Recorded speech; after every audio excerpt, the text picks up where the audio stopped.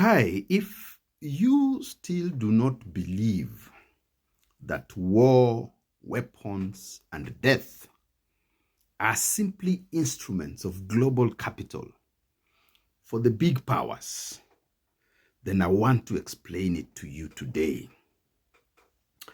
A recent report in the US released by the Quincy Institute for Responsible Statecraft titled Profits of War, Top Beneficiaries of Pentagon Spending 2020 to 2024 leaves no doubt that war is basically an industry for profits.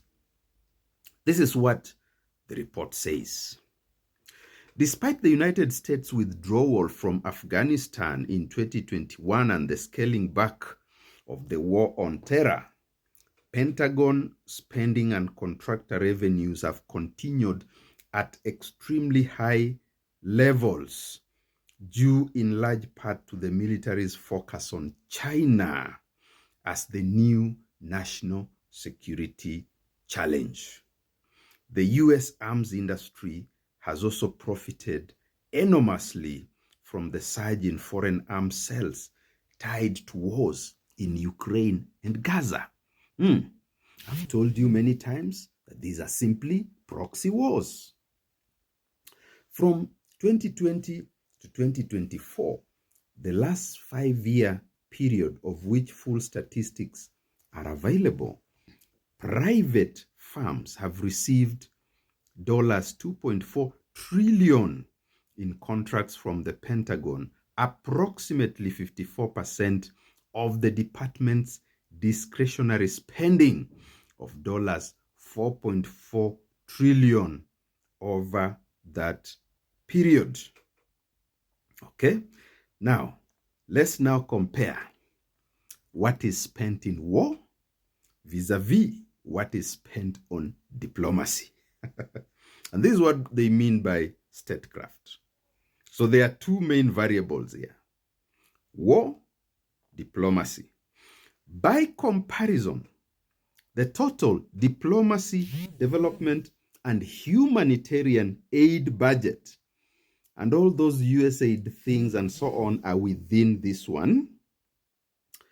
And humanitarian aid budget, excluding military aid, was $356 billion.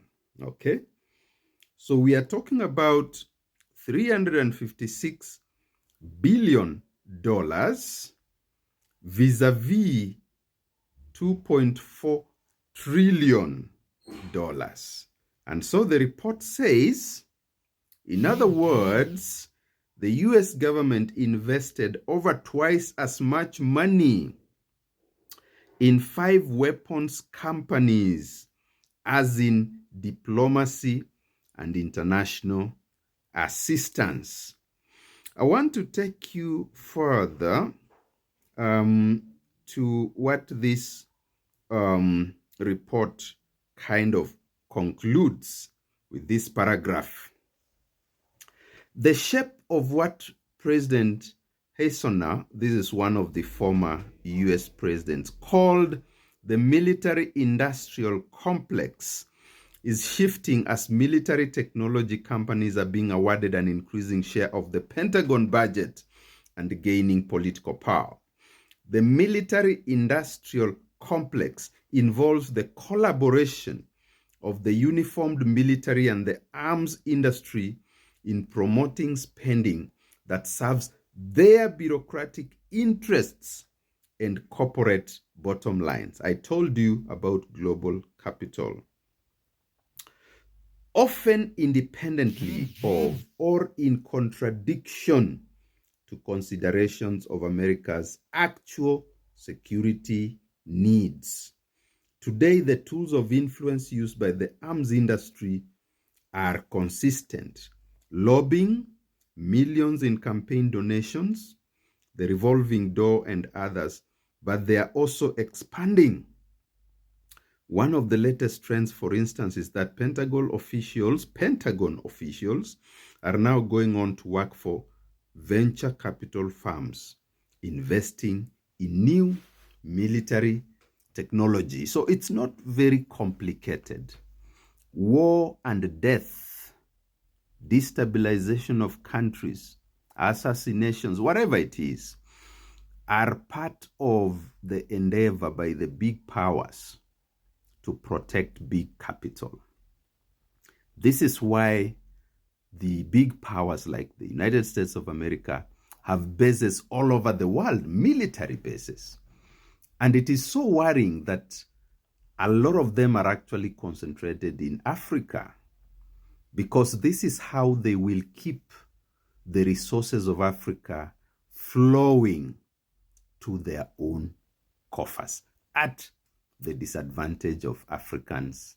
And Africans will continue to be poor, even though Africa is the repository or depository of most of the world's assets, most of the world's commodities, most of the world's resources.